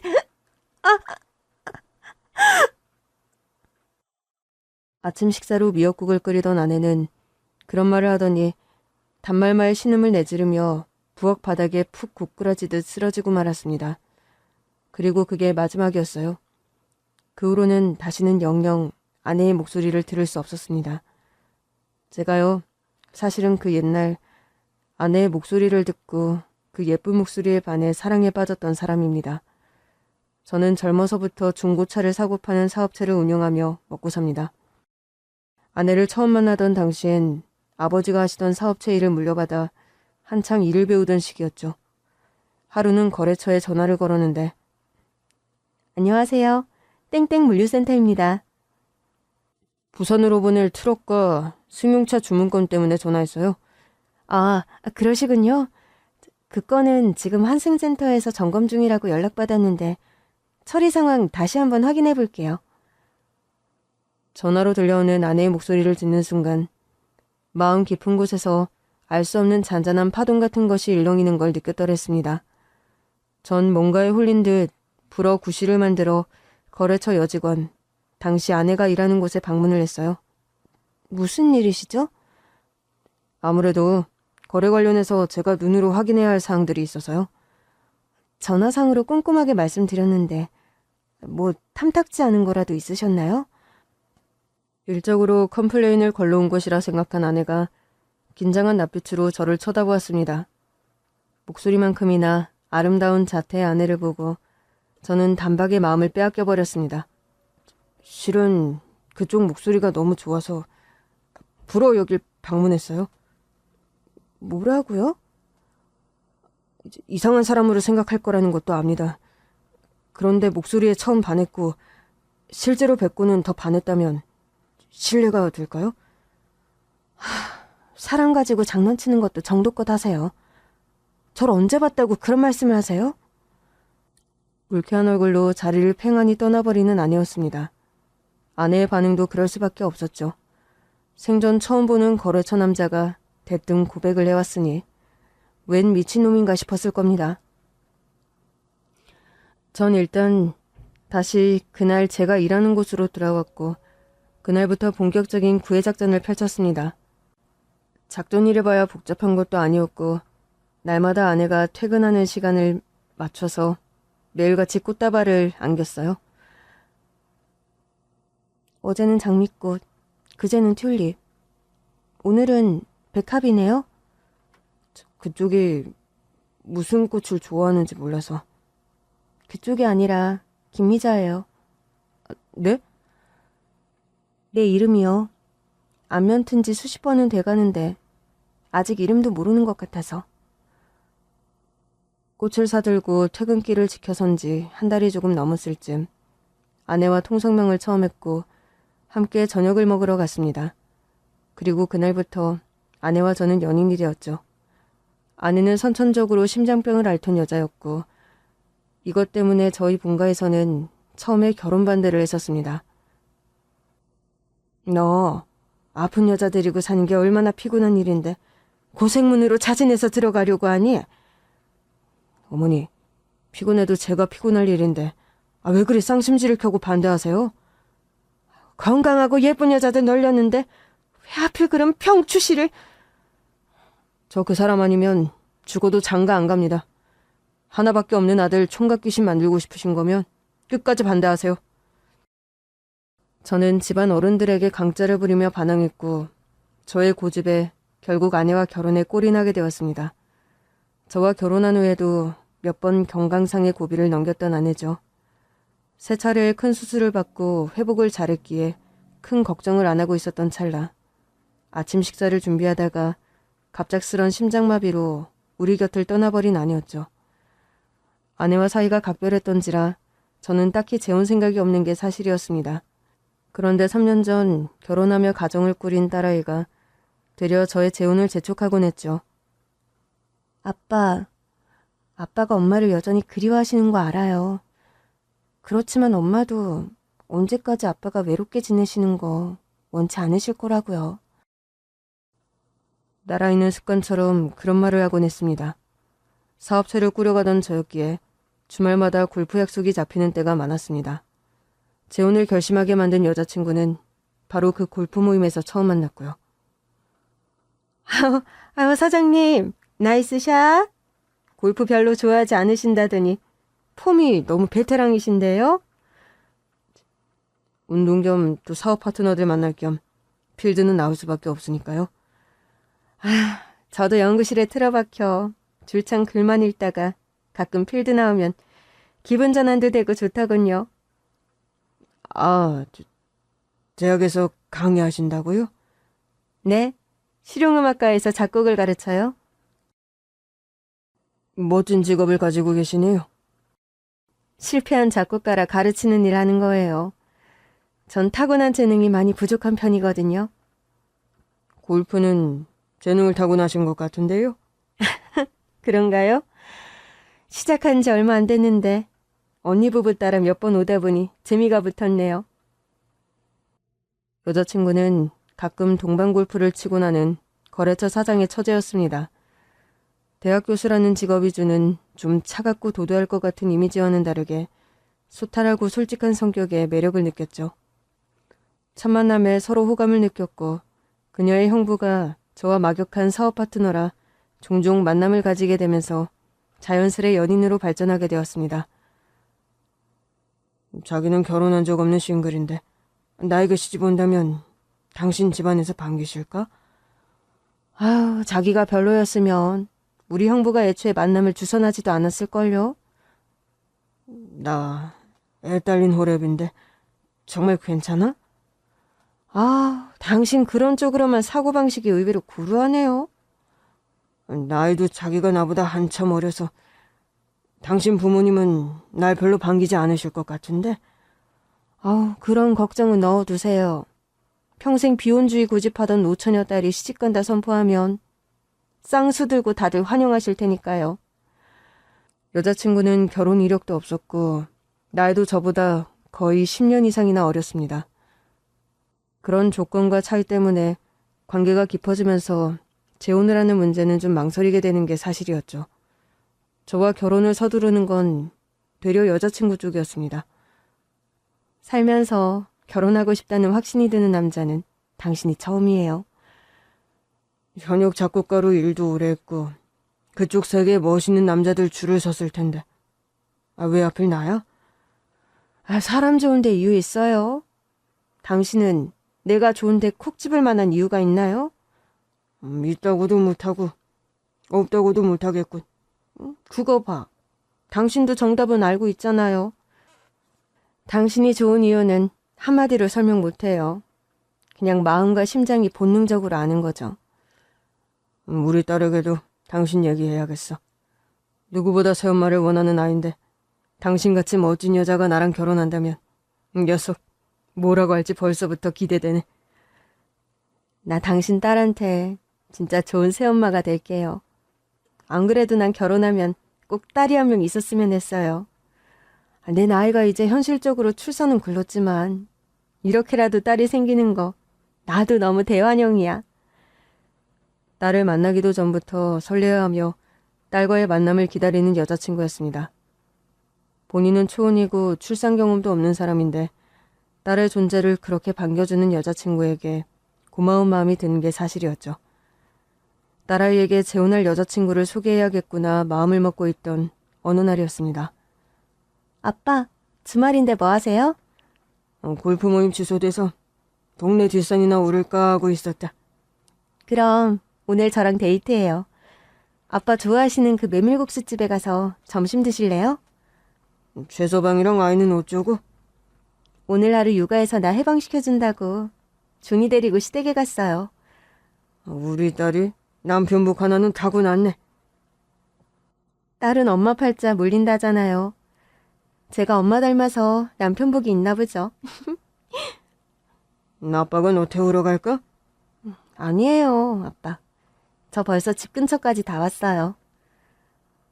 잠시 후에 집에 도착한 딸을 데리고 저는 평소 단골로 자주 방문하는 메밀국수 집으로 향했습니다. 이 집 메밀국수를 엄마도 참 좋아하셨는데. 그러게 말이다. 네 엄마 날이 좀 더워진다 싶으면 꼭 이 집에 가자고 졸랐었다. 아빠, 그런데 요즘 얼굴이 무척 좋아 보이세요? 저 몰래 피부과라도 다니셨나? 아님 뭐 기분 좋은 일이라도 있으세요? 우리 세영이가 귀신이네. 아빠 얼굴 보고 그런 점을 다 치고.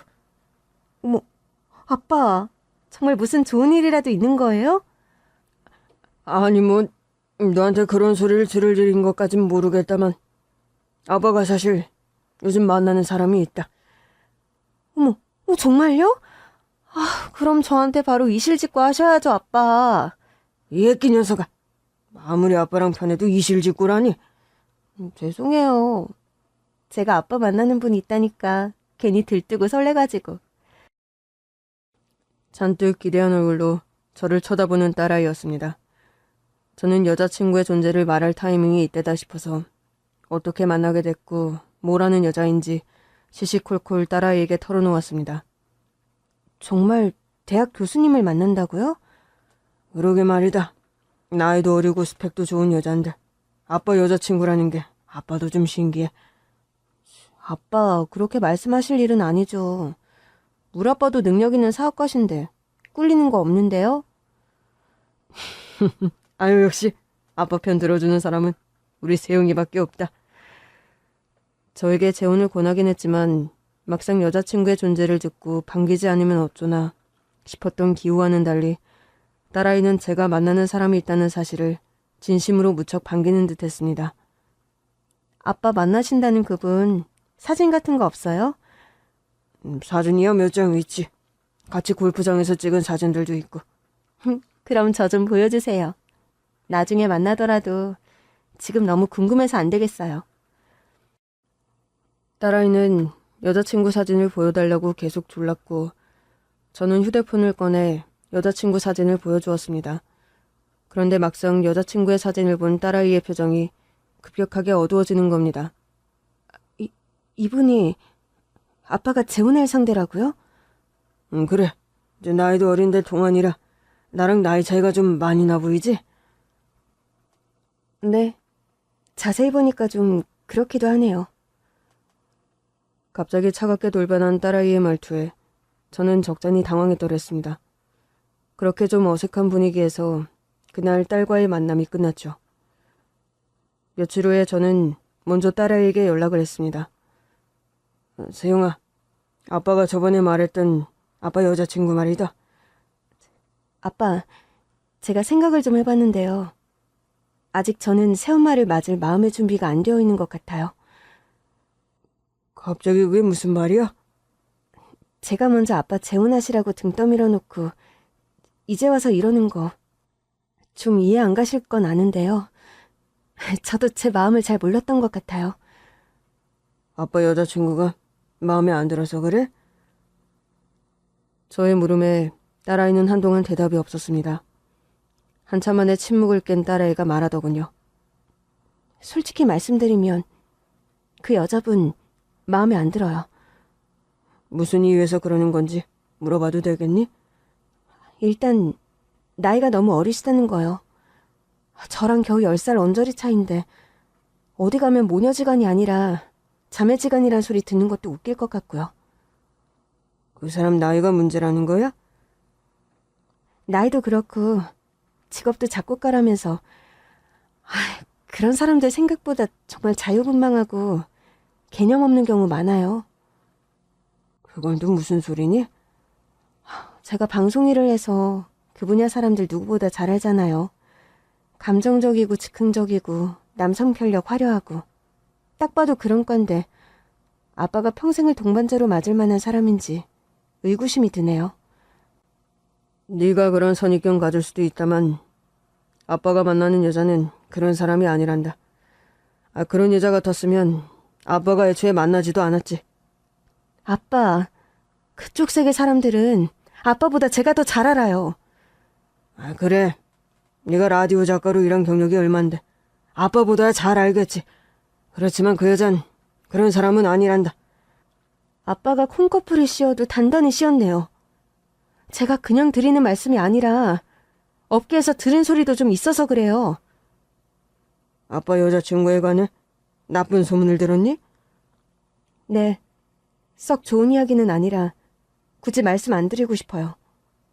세영아, 아빠가 꼭 알아야 할 얘기면 네가 아빠한테 말을 해줘야 아빠도 알지? 그냥 딸이 하는 얘기니까 안 좋은 얘기려니 하고 믿어주시면 안 돼요? 무슨 얘긴지 정확하게 들어야 아빠가 수긍을 하든지 말든지 할 거 아니니? 성격도 모나고 유별나고 그 평범하지 못한 성격 때문에 여태 혼자인 여자래요. 이 정도면 부족한가요? 세영아, 너도 알다시피 예술가들이 좀 성향이 괴팍한 데가 있지 않니? 알만한 애가 뭐 그런 걸로 트집을 잡고 그래? 아빠는 제가 무슨 말씀을 드려도 속이 경이 낄 것 같네요. 세영아, 네가 그 아줌마가 마음에 그렇게 안 드는 이유가 아빠는 도통 이해가 안 가는구나. 평판도 별로고 인간적으로 그냥 그 아줌마가 싫어요. 아직 엄마의 빈자리를 누가 채운다 생각하니 막상 거부감 들고요. 세영아, 네가 갑자기 이리 돌변해서 아빠 재혼을 반대하니까 아빠가 솔직히 너무 당황스럽구나. 말씀 번복해서 죄송해요. 그런데 그 아줌마는 새엄마로 절대 안 돼요. 제발 다시 한 번만 저를 위해서 심사숙고해 주셨으면 좋겠어요. 딸이야도 반대를 하는 바람에 저는 잠시 여자친구와 이별까지 고민을 했습니다. 이런 사정을 여자친구에게 이야기했고 여자친구는 내 마음이 결정될 때까지 기다리겠다고 하더군요. 한두 달 여자친구를 만나지 않으면서 고민을 해봤지만 결국 내리게 된 결정은 이 여자가 아니면 안 되겠다는 생각이 들 뿐이었습니다. 결국 밤늦게 여자친구 집에 찾아가서 사과하고 제가 청혼을 했습니다. 선미 씨, 자? 이 늦은 시간에 어쩐 일이에요? 그동안 연락도 못하고 미안해서. 딸이 반대한다고 시간을 좀 갖고 생각해보자면서요. 딸이 반대하는 건 사실인데 그렇다고 당신하고 헤어지는 건 불가능하다는 게 내가 내린 결론이야. 그래도 딸이 끝까지 반대하면 어쩌려고요? 내 딸은 어떻게든 내가 설득할게. 그동안 당신에게 너무 미안했어. 더 미루지 말고 나랑 결혼해줘. 부탁이야. 그렇게 서두를 필요 뭐 있어요? 난 얼마든지 기다릴 수 있는데. 말은 그렇게 하지만 서운한 거 다 알고 있어. 아니면 정말 나랑 결혼에 결심이 안 서서 그래? 그런 건 아니에요. 솔직히 하도 연락이 없어서 나를 마음속에서 정리했나 고민이 많았어요. 내가 어떻게 그럴 수 있을 거라 생각했어? 그런 게 아니라니. 솔직히 너무 다행이에요. 나도 당신과 하루라도 빨리 같이 살고 싶어요. 미안해. 이런 일로 선미 씨 속상하게 해서. 당신 입장이라면 어쩔 수 없다는 거 알아요. 당신 딸 마음 돌아서게 나도 앞으로 많이 노력할게요. 너그럽게 나의 상황을 이해해주는 그녀가 이번에도 저는 사무치게 고맙더군요.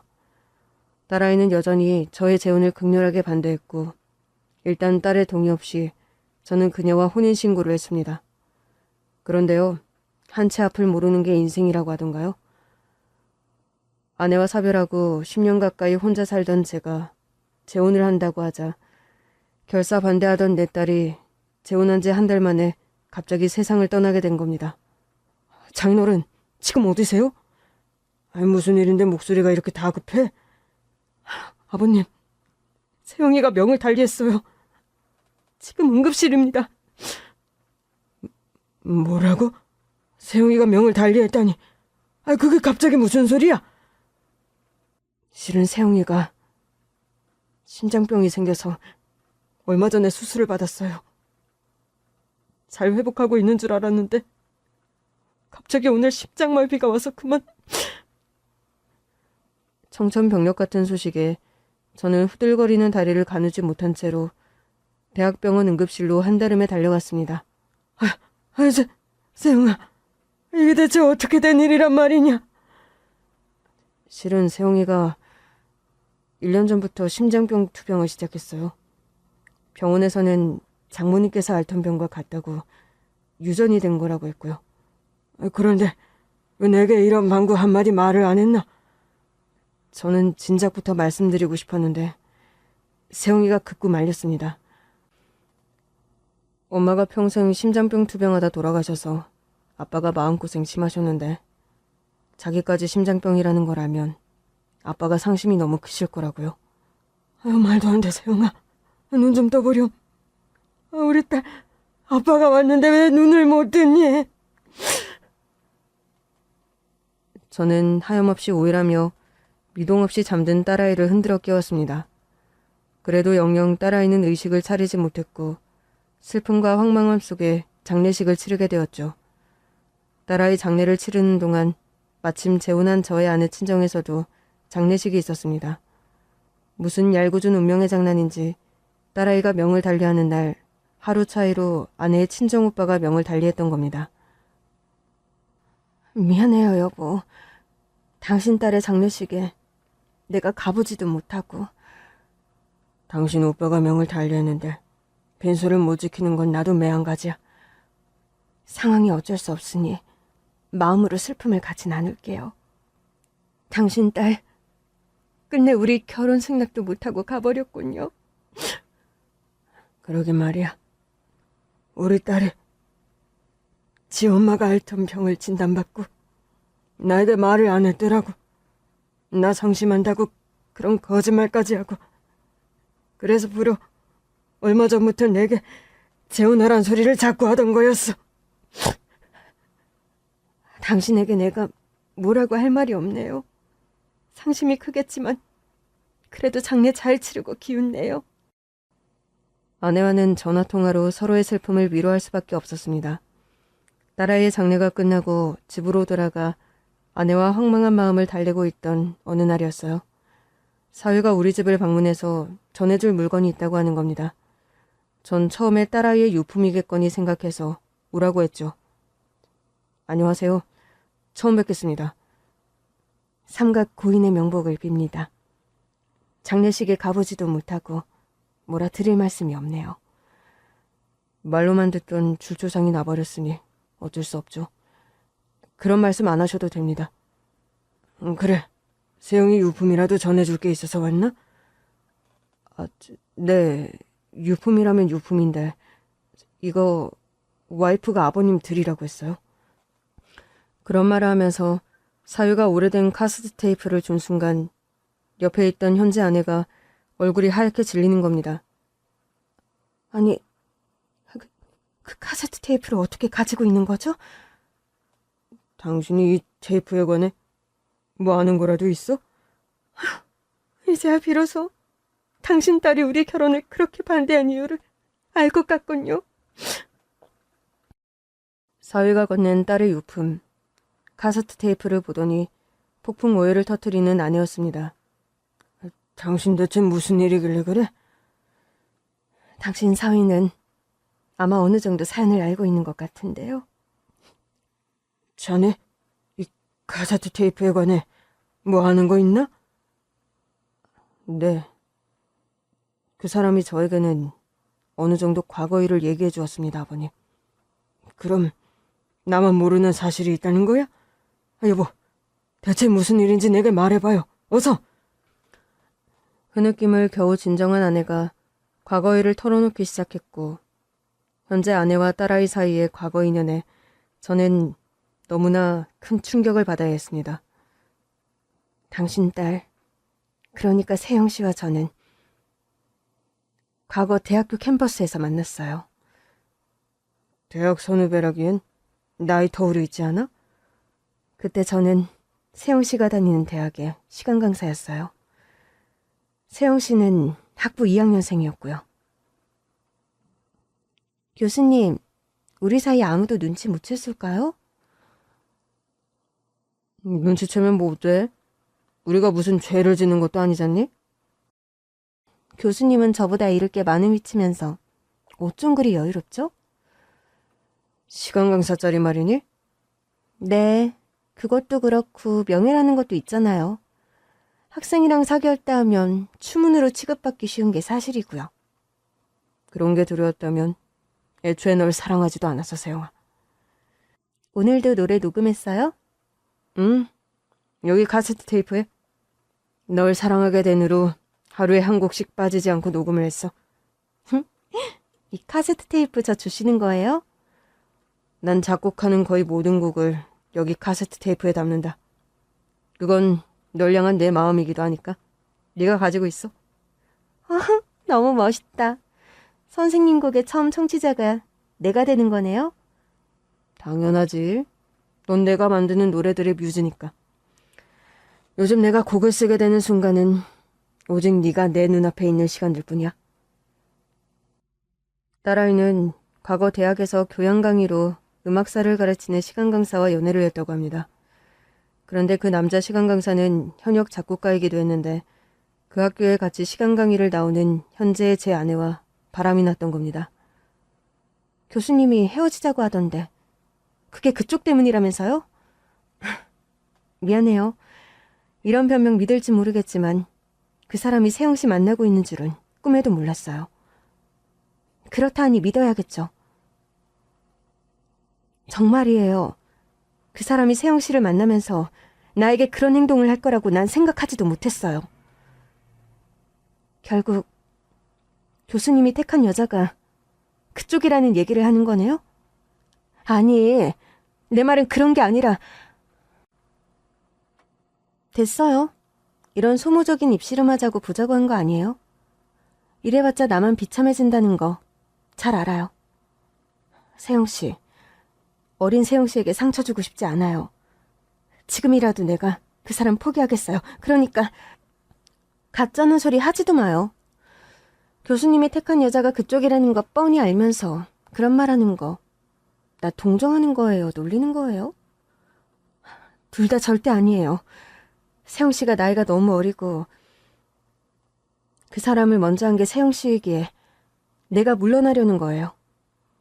이미 딴 여자에게 마음 준 남자 나도 필요 없어요. 세영 씨, 미안해요. 나도 정말 이러려고 이랬던 게 아닌데 두 분 사이 이미 과에서 소문 파다하던데요? 결혼 하실 거예요? 대답 없는 거 보니까 결혼 얘기도 나왔나 보네요. 세영 씨 미안해요. 세영 씨한테 지우지 못할 상처 준 거 두고두고 반성하며 살게요. 뭘 어떻게 반성할 건데요? 훗날에 혹시라도 우리가 다시 만나 뭔가를 다투게 된다면 그때 무슨 일이 있어도 제가 다 양보할게요. 웃기다. 우리가 살면서 다시 볼 일이 있겠어요? 원한다면 내가 무릎이라도 꿇을게요. 필요 없어요. 교수님이 뭐라든 남의 남자 뺏어간 나쁜 년이란 사실은 안 변하니까 가식 좀 그만 떨어요. 분이 풀릴 때까지 내 뺨이라도 실컷 쳐요. 제발. 진짜 끝까지 가식이네. 됐어요. 그 뺨 몇 대 때린다고 망가진 내 심장에 보탬될 게 있겠어요? 대신 뭐요? 뭐든지 말만 해요, 세영씨. 교수님이 늘 녹음하는 카세트 테이프 있죠? 그거 사랑하는 여자가 가지고 있게 하잖아요. 이거 말이에요? 역시나 얼마 전에 카세트 테이프 가지고 가서 안 돌려줄 때 쎄했는데 그게 그쪽한테 있었네요. 이게 필요해요? 네, 그거 줘주세요. 나를 아는 동안엔 나에게 보내는 연서들이 노래로 대신 빼곡하게 들어있는 카세트 테이프라는 거 그쪽도 알죠? 그거 내가 가질게요. 한동안 미련 못 버리고 교수님 생각나면 그거라도 들어야 미친 짓 참을 수 있을 것 같아서요. 그런 이유로 그 테이프를 세영 씨한테 줬던 거예요. 세영이가 왜 그렇게 우리 결혼을 반대했는지 이제 알겠군. 세영이가 죽어도 두 분 앞에 나타날 자신이 없다고, 그냥 차라리 아버지와 한동안 절연하고 사는 게 낫겠다고 저에게 그런 말을 했었어요. 세영 씨, 과거의 저와의 약속을 기억하고 그랬을 거예요. 본인이 나를 만나는 순간 제가 당신을 떠날 걸 알아서요. 세영이는 본인이 오래 못 살 걸 알고 있었어요.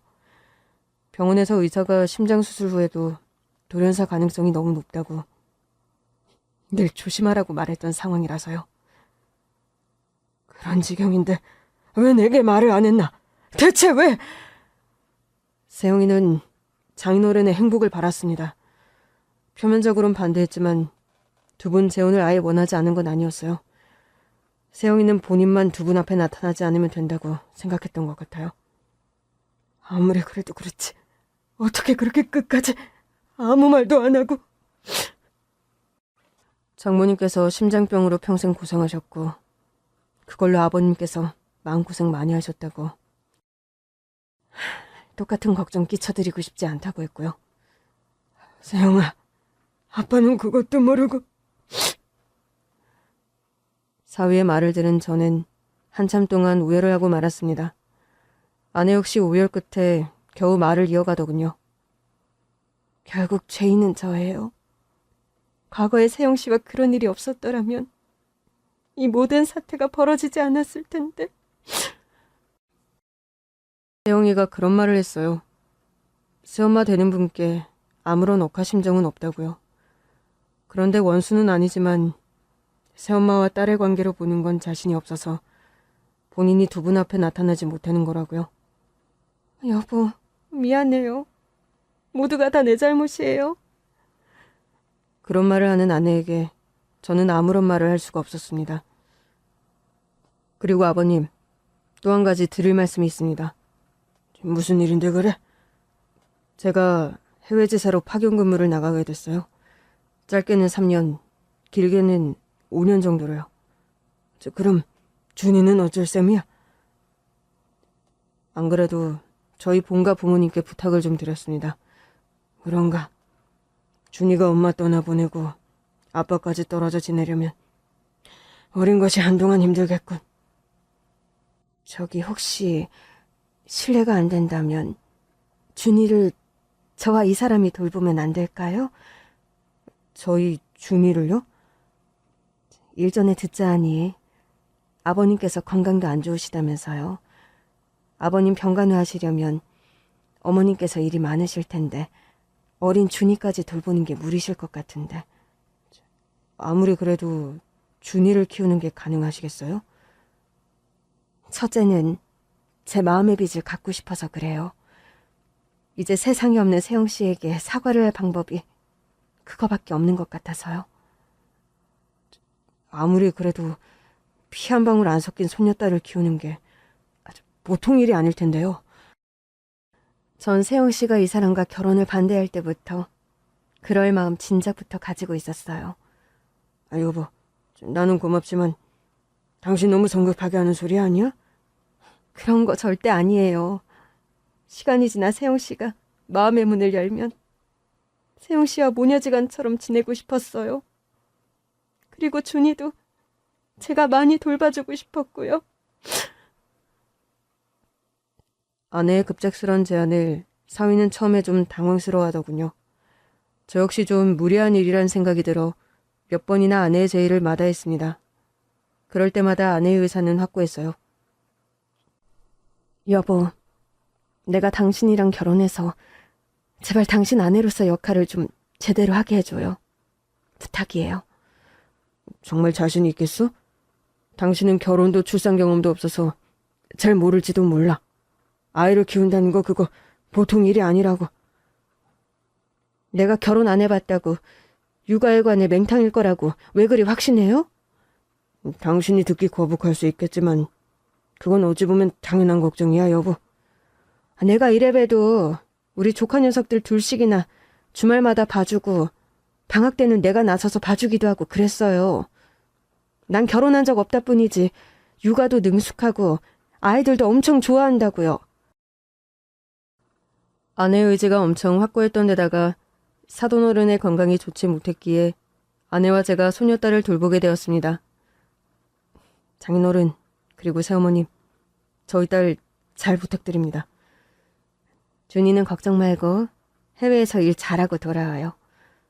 그래, 준이는 우리가 잘 돌볼 테니 자네는 그곳에서 일 잘하고 돌아오게나. 사위는 유럽 파견 근무를 떠났고 저와 아내는 3살 배기 소녀딸을 키우며 지내게 되었습니다. 할아버지, 인형놀이 해주세요.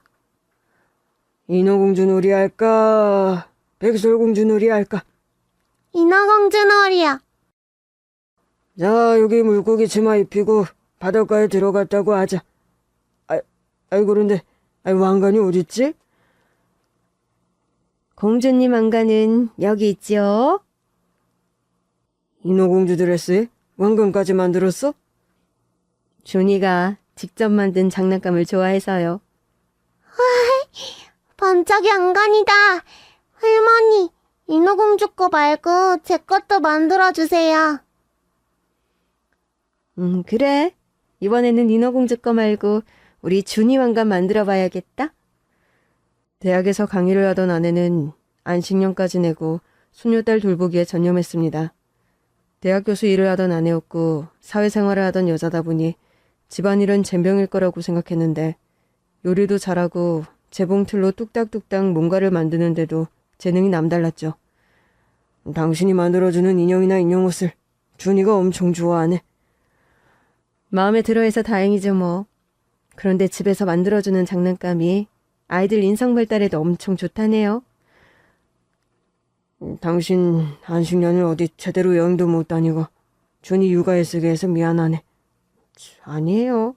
내가 선택한 일이고 당신 딸 세영이한테 내가 미안함을 갚을 길이 이거밖에 없어요. 세영이도 준이를 이렇게 당신이 돌봐주는 거 많이 고마워할 거야. 그래주면 다행이고요. 과거에 본의 아니게 내가 너무 큰 상처를 줬었기 때문에 준이를 돌보는 일이라도 해야 제가 마음의 짐을 덜 수 있을 것 같아요. 그런데 있잖아. 이런 질문 좀 그렇긴 한데 아니 무슨 질문이길래 그리 뜸을 들여요? 그 시간 강사라는 남자 말이야. 세영이와 사귀다 당신을 사귀었다는 그 남자. 아, 그 사람이요? 그 사람과는 왜 헤어졌어? 학교에 바닥에 소문이 날 정도로 연애를 했다면 그 사람과 결혼했을 수도 있을 것 같은데. 세영 씨와 사귀다 나에게 눈길을 준 거 보면 모르겠어요? 빌어먹을 바람둥이였나 보군. 맞아요. 그땐 하늘이 무너지는 것 같은 절망을 느꼈지만 뭐 시간이 지나니까 나도 회복이 되더군요.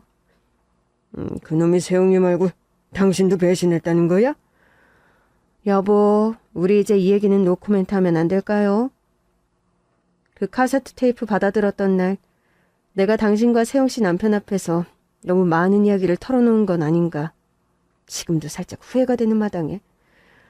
어차피 세영이 신랑은 거진 알고 있었던 얘긴데 뭐. 아무리 그래도 당신과 사위되는 사람 앞에서 털어놓을 만한 얘기는 아니었어요. 그래도 상황이 그런 말을 안 할 수도 없지 않았어? 내가 원래는 그렇게 쿨한 사람이 못 되는데 상황이 나를 과거 개인사를 털어놓게 만들었어요. 그러니까 우리 그 얘기는 그만 꺼내요. 세영 씨도 당신과 내가 과거 연애사 들추어내는 거 바라지 않을 거예요. 그래. 당신 말 듣고 보니 내가 생각이 짧았어. 당신 타박하려던 얘기는 아니니까 그런 표정 짓지는 말고요. 여보, 우리 준이를 이렇게 잘 돌봐줘서 고마워. 아니에요. 내 입장에서는 꽉 먹고 알 먹고의 일인걸요? 그건 또 무슨 소리야? 당신 딸 세영 씨에게 마음의 빚을 갚는 일이기도 하고 또 평생 소원이 엄마가 되는 거였거든요. 그 두 가지 소원 성취를 하고 있으니 내 입장에서는 일거양득이란 소리예요. 암튼 당신 멋진 여자야. 날 그렇게 봐줘서 고마워요. 아내의 안식년이 끝나고 나서도 손녀딸 준이를 돌보는 데 최선을 다했습니다. 학교 수업이 끝나자마자 돌아와서 저에게 육아 바톤 터치를 하는 아내였죠. 여보, 오늘 유치원에서 준이 별일 없었어요? 점심 급식도 잘 먹었고 화장실도 잘 갔고 친구들하고도 다투지 않고 잘 놀았어. 오늘 우리 준이가 100점짜리 하루를 보냈구나. 할머니도 학교에서 무지 바빴는데 준이가 많이 보고 싶었단다. 할머니, 학생들 가르치는 일 재미있어요? 재미도 있고 보람도 있단다. 할머니, 재미는 알겠는데 보람은 어떤 거예요? 보람은 말이지. 준이가 동화책 다 읽고 일기 쓰고 나면 기분이 어때? 힘들지만 뭔가 이상하게 기분이 좋아요. 그래 준이야. 바로 그 기분이 보람이라는 거란다. 그렇구나. 보람이 무슨 말인지 알겠어요, 할머니. 우리 준이도 나중에 커서 재미도 있고 보람도 있는 그런 일을 직업으로 가졌으면 좋겠다. 할머니, 나도 커서 할머니처럼 대학에서 가르치는 교수님 될까요?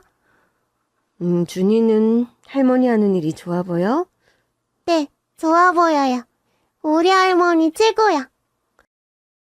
할머니는 우리 손녀 준이가 최고다? 틈만 나면 서로 얼싸안고 다정하게 껴안고 뽀뽀를 하는 아내와 손녀딸 준이였습니다. 당신은 이제 보니 준이 키우려고 나와 결혼한 사람 같네? 표정이 은근히 질투가 섞여 있는 것 같네요. 아니 내가? 질투는 아니고 신기해서 그래? 뭐가 그렇게 신기한데요? 당신은 평생 싱글이었고 애엄마였던 적도 없는 사람인데 준이를 이렇게 잘 키우는 게 말이야. 뭐든지 사랑이 있으면 불가능한 일은 없는 법이죠. 준이를 그만큼이나 사랑해? 애초에 그 사랑의 시발점이 당신이라는 건 당연히 알겠죠? 그런 말을 하는 아내를 꼭 안아줄 수밖에 없는 저였습니다. 아내와 손녀 준이를 키우며 알콩달콩 살아간 지 언 5년. 손녀 준이는 어느덧 커서 초등학생이 되었습니다. 준이가 여름방학을 앞둔 어느 날 서희로부터 연락이 왔습니다. 아버님, 저 다음 주에 드디어 귀국합니다. 그래. 그곳 일은 잘 마무리된 건가? 네, 덕분에요. 그동안 준이 잘 돌봐주셔서 너무 감사드려요. 타지에서 일하느라 고생 많았네. 새어머니께도 감사 인사 꼭 전해주세요. 제가 귀국해서 제대로 드리긴 하겠지만 정말 너무 감사하다고요. 그래. 지금 그 사람이 준이 데리고 잠깐 외출을 하는 바람에 나중에 또 통화하지. 네, 아버님. 그럼 다음 주에 뵙겠습니다. 그래, 공항에 준이랑 해서 다 같이 마중 나갈게.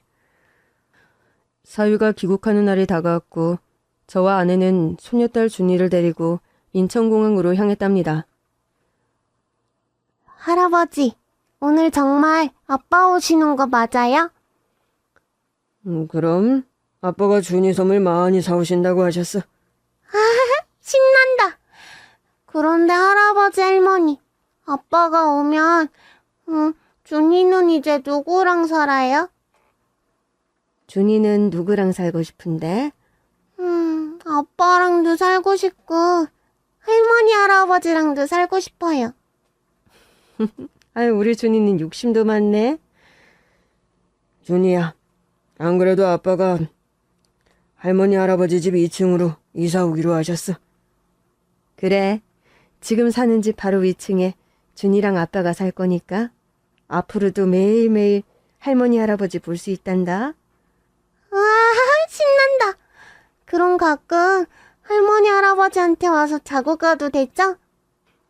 준이가 자고 싶을 때 언제든 와서 자고 가. 할머니는 우리 준이 언제든 대환영이니까. 할머니한테 엄마 냄새 나서 너무 좋아요. 할머니 품에 있으면 잠이 잘 와서 앞으로도 잠은 할머니 집에서 잘래요. 그런 말을 하는 소녀딸을 시큰한 눈으로 바라보는 아내였습니다. 저 역시 소녀딸의 말에 마음이 먹먹해져 오는 게 사실이었죠. 소녀딸이 정말로 제 엄마 냄새를 기억해서 그런 말을 하는 걸까? 그런 생각도 들었습니다.